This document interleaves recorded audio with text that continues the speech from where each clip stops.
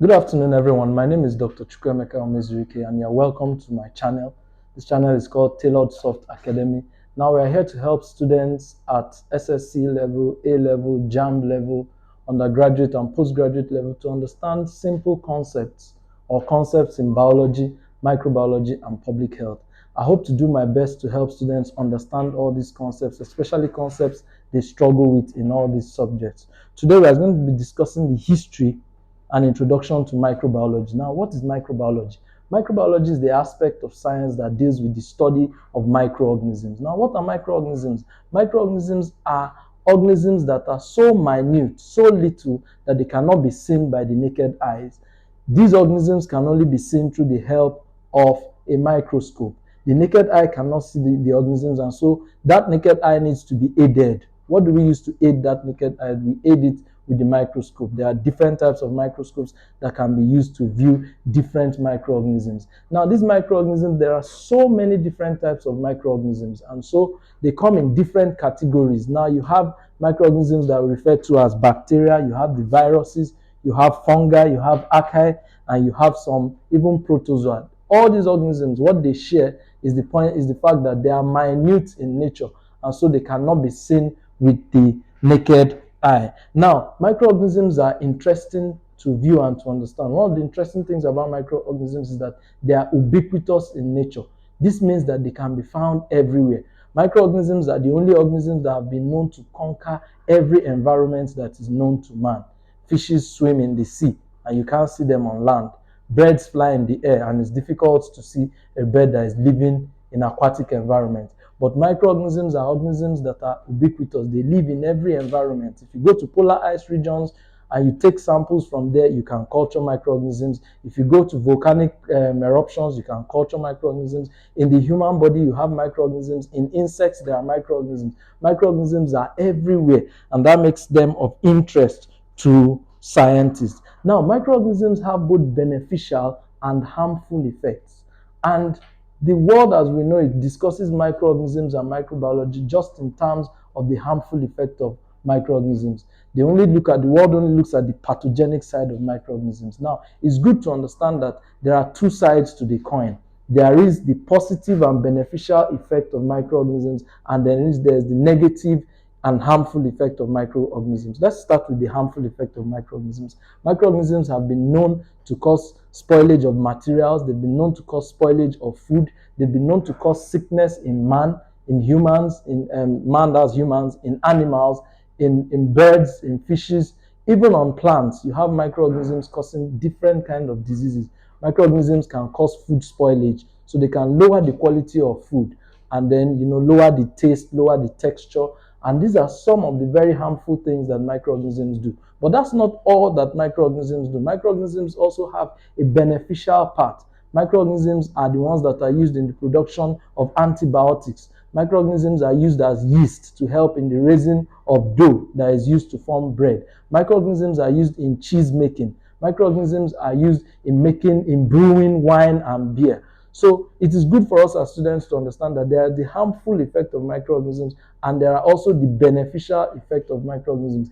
A lot of genetic engineering is being done in the world today, and microorganisms are the factories that are used for all the genetic engineering that is done. All the different genes that need to be produced and in multiples of millions and even billions are produced using microorganisms. So it's important to understand that microorganisms have beneficial parts, and they also have the harmful parts. Microorganisms are also important in the ecosystem. When you look at the degradation of living matter, when an animal dies, how does that animal decay? That's the function of microorganisms. So you look at all the different cycles that you have, the carbon cycle, the nitrogen cycle, all these cycles where you have resources being, thrown into the environment and taken back into the environment. Microorganisms play a vital role in making sure that all this comes to be. Now, the history of microbiology. How did microbiology come to be? Microbiology came to be around the 1800s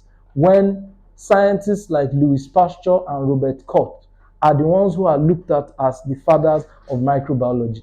And they designed many techniques and concepts, and these techniques and concepts, many of them are still being used even until today. In this channel, I hope to be able to expose all of us to many of the techniques, many of the processes that these fathers of microbiology that they generated. And not only did they design these techniques, scientists that further came after them, built on the knowledge that had already been put down by these fathers of microbiology, and they were able to get expand the science more and build it up to the level that it is today.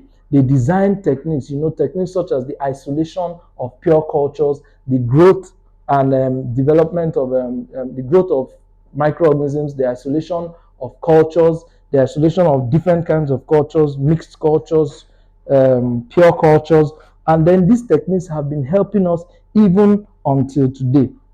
Now, all these techniques helped us to be able to separate cells, differentiate cells. Cells are differentiated basically into two. Once it is a living cell, it must fall into one of two categories. It would either be a eukaryotic cell or a prokaryotic cell. Now, what's a eukaryotic cell? What's a prokaryotic cell? A prokaryotic cell is a primitive cell, a cell that is not highly specialized, a cell that remains at a particular level and the features of that cell are primitive. The poster boy and the most important member of your prokaryotes or the prokaryotes are the bacteria. If you look at the diagram of a typical bacterial cell, it shows you the diagram of a typical prokaryotic cell. The next or the other side are the eukaryotes. The eukaryotes are more specialized cells. They have more specialized features. They have what we refer to as membrane-bound organelles. That makes the eukaryotes to be more specialized in nature than the prokaryotes. So you have these two differentiation of cells. And now when you look at the scope of microbiology, microbiology wants to study all the different aspects of the microbial cell. You want to look at the structure of the microbial cell. You want to look at the function of the microbial cell. You want to look at all the metabolites within the microbial cell, and how do all these things come together and continue to sustain life. It's important to note that when you talk of microorganisms, they usually, I didn't say always, they usually exist as unicellular organisms, that is single-celled organisms. So it's fascinating that this single-celled organism can maintain all the processes of life, from movement to respiration to irritability, every single process of life. All these unicellular organisms are able to go through all these processes because they must maintain life. So the study of all of this is what comes together to be looked at as microbiology. Now, scientists are working hard every day all across the world trying to break new grounds in the area of microbiology. We must remember that the study of microorganisms is very, very important. Now, as a microbiologist, what are the four major things that microbiology is studying? Now, it's studying the structure and function of the microbial cell. As a microbiologist, you want to have in-depth knowledge on the microbial cell. Now, remember, if I take you back, I remind you that we talked about the different types of microorganisms. So whether it's a bacterial cell, whether it's a fungal cell, whether it's an algae, all these cells, we want to have in-depth knowledge of the cells. How do they work? What do they do? That's the first thing that the microbiologist does. Now, the second thing that the microbiologist does is he wants to look at the function of the cells and all its components. Every single cell has components. And when we talk about components, we are saying within the cell, around the cell, on top of the cell, what are the structures that are there that helps the cell to continue to maintain life? If you think of a bacterial cell, for an example, you think of the cell wall, you think of the cytoplasm, you think of the cytoplasmic membrane, you think of so many things. So these components, how do they work? What do they do? You think of enzymes, you think of lipids, all these different components within the cell, how do they function and what do they do? That's the second thing that the microbiologist does. The microbiologist also looks at the knowledge of microbiology and how does it help to make people healthy. Health is a very important thing, and human beings want to be healthy. And a lot of microorganisms have been implicated in causing different diseases of one kind or the other. So the microbiologist wants to study microorganisms, wants to study the word we call pathology or pathogenesis. You want to look at the microorganism, how does it cause disease? What is the process through which the microorganism will cause disease? Because if you understand that process, then you know where to attack the process in order to bring healing to people. So the scientist, the microbiologist, wants to know how to study microorganisms in order to make sure that you can maintain health in human beings. Also, the fourth thing that the microbiologist wants to do is to study microorganisms and the way microorganisms can help to improve life.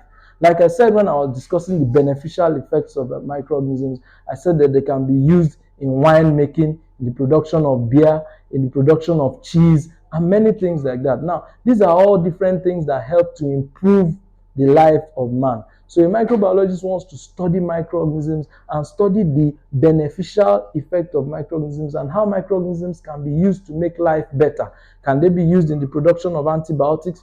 Can they be used in the production of what we call starter cultures in the industries? Can they be used to brew wine? Can they be used to brew beer? All these different things are what we are going to be studying during the course of the channel, and this is what microbiology study. Lastly, for this video, we'll discuss what are the applications, what are the fields in which we apply microbiology. Microbiology can be applied in very many different fields. It can be applied in the field of medicine. As doctors want to treat people, it's important for them to be able to diagnose especially infectious diseases. So doctors need to know what kind of pathogen is this individual suffering from? What kind of pathogen is bringing this illness to this individual? They need to know, they need to have that knowledge, and microbiology does that for them. It provides them with that knowledge. Microbiology provides knowledge for people in medicine, in nursing, in pharmaceuticals, the production of antibiotics.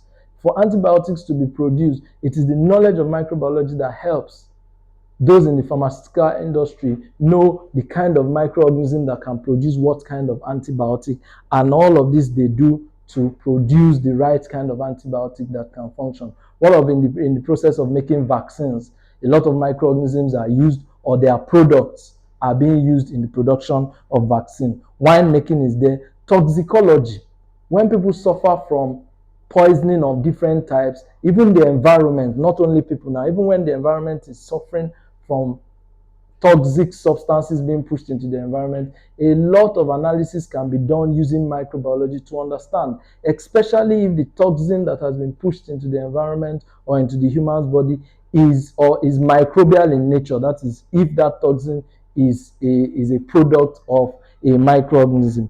Microbiology works in genetic engineering, in recycling of waste, in bioremediation, so many areas where microbiology is very useful.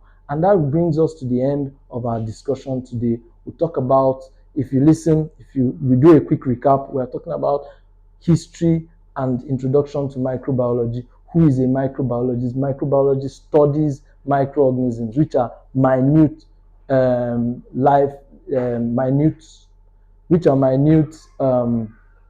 organisms that cannot be seen with the naked eye.